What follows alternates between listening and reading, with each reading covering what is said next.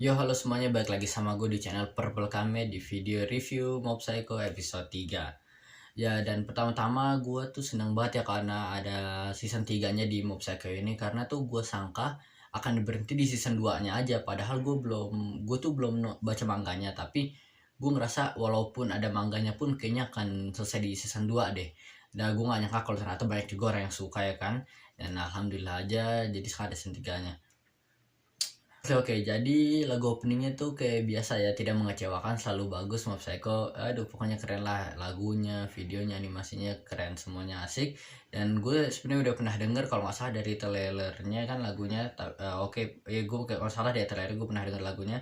Kalau lagu endingnya sih belum ada ya di episode pertama ini, kayak kebanyakan anime biasanya di episode pertama nggak ada lagu endingnya. Jadi kita tuh bisa lihat ya kalau di awal-awal si Mob tuh bingung dia harus nulis apaan di kertasnya itu, karena kan dia dikasih kertas apa tuh tentang dia ntar ke depannya di masa depan mau ngapain gitu setelah lulus sekolah gitu kan, mau kerja atau kuliah gitu. Tapi karena dia nggak ada kepikiran dia mau ngapain, dia nggak ada hobi spesifik dia sukanya apa, jadi dia kayak stres sendiri gitu, bingung dia apa tuh ntar dia jadi bingung gitu entarnya gimana, kok gue jadi nggak ada dia nggak ada sesuatu yang dia suka, nggak ada sesuatu yang dia mauin gitu kan.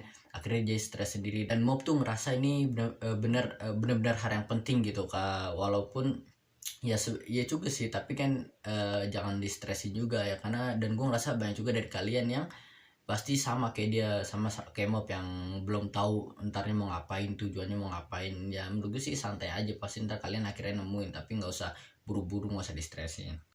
Karena gue ngerasa anime Mob Psycho nih kayak lumayan realistis ya, kayak dunia kita sekarang ini. Walau nggak terlalu begitu ya, tiba-tiba ada nama sekolah namanya pakai buah-buahan semua ya kan, enggak juga. Gue suka sama Regen yang masih sama ya, jokesnya masih lucu, masih mau sok keren gitu. Karena sekarang kan dia juga punya ini ya, punya bawahan baru yang Serizawa, yang bekas bawahannya si siapa yang Klo, yang rajanya Klo, ya itulah pokoknya gue lupa nama bosnya siapa. Gue suka ya sama ceritanya orang yang rumahnya banyak sampah tuh ya, ceritanya keren aja karena konteksnya gini nih.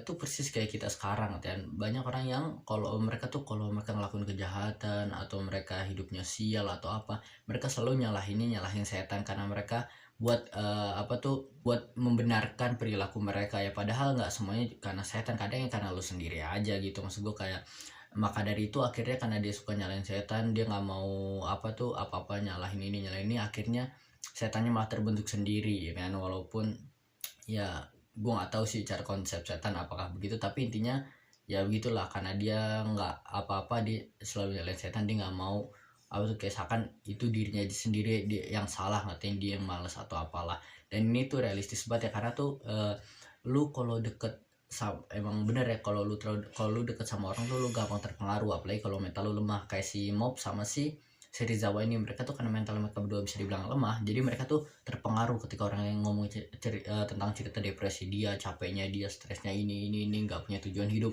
mereka ikut juga ke bawah rasa sedih mereka kan.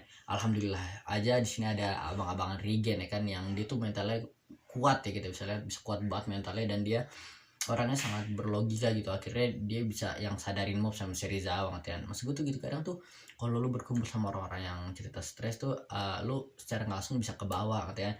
Ya nggak apa-apa cuy kalau sedih kadang, tapi kalau terlalu berlebihan nggak bagus juga. Apalagi kalau lu kadang kalau sedih kan dengerin lagu sedih, nonton film sedih, apa-apa yang sedih kan. Nah boleh, tapi jangan terus-terusan. Kalau terus-terusan ada lu cuma sedih-sedih doang, ntar nggak maju-maju. Maksud gue gitu aja, kayak makanya denger kata Regen, udah kita fokus aja ke sini, jangan jangan ikut-ikutan sedih terus, ntar yang ada lu nggak kemana-mana gitu ujungnya. Ya ada mana bersedih nambah sedih lagi. BTW gue masih suka banget ya sama kedua ortunya si Mob Psycho. Mereka tuh cuma orang-orang biasa doang dan hidupnya kayak happy banget. Apalagi bapaknya, gue gak tau kerjaannya apa, ininya apa. Dia tuh kelihatan kayak orang yang paling slow, paling chill ya kan, keren lah. Oke, jadi ini tuh sampai akhir episode si Mob tuh dia masih belum mutusin apa yang dia mau tulis gitu kan, untuk apa yang mau dia lakuin setelah sekolah. Dan pas dia ngasih ke gurunya kan, ternyata gurunya ya biasa aja. Reaksi gurunya Mob sempet kaget lah, kok guru gue biasa aja gitu kan. Ya karena emang sebenarnya jangan terlalu di stressing gitu, nggak sepenting itu. Gurunya juga bilang kalau dia tuh dulu juga bingung dia mau ngapain gitu kan.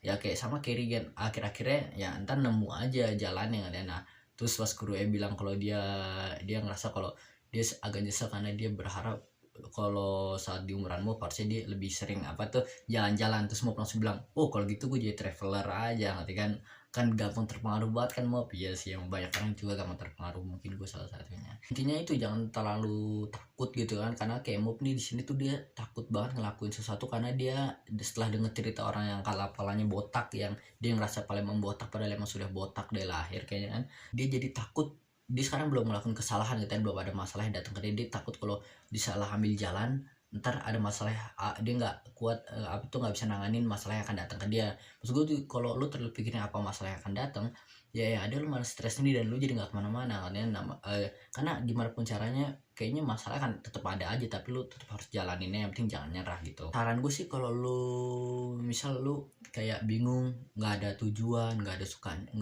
tahu sukanya apa atau gimana. Sebenarnya kan kalau orang kan kalau lu dari kecil udah tahu tujuan lu mau apa, sukanya mau apa, mau ngapain, ya lebih bagus, kayak lebih gampang lu tahu tujuan lu kemana. Tapi kalau nggak tahu juga nggak salah, karena lu ntar juga paling bisa nemuin sendiri atau enggak. Dan saran gue sih kalau bingung ya mungkin lu bikin kayak plan gitu, goals, tapi jarak pendek aja. Kayak misal minggu ini lu mau ngapain, misalnya hari Senin terus minggu lu mau ngapain, atau misal bulan ini lu mau ngapain, atau tahun ini apa yang lu mau dapetin gitu. Jangan fokus ke ntar kalau gue ngelakuin ini apakah pas tua akan ngaruh ke gue, apakah berguna.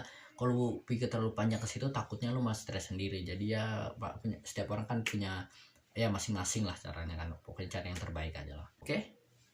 Dan kelihatannya si Dimple ini dia tuh lumayan terpengaruh ya setelah dia ikutin Mop, dan dia langsung jadi inget tujuan pertama dia, yaitu menjadi Tuhan. Dan dia pengen lanjutin rencana dia untuk menjadi Tuhan ini, karena dulu kan dia sempat berhasil kan, untung-untung ada Mop, dia udah punya banyak orang yang ngikutin dia kan, padahal cuma setan, cuma kayak roh doang. Nah terus kita bisa lihat dia lumayan agak depresi, dia teringat dengan plan dia, mungkin dia terlalu sering main sama Mop, dia jadi lupa gitu kan.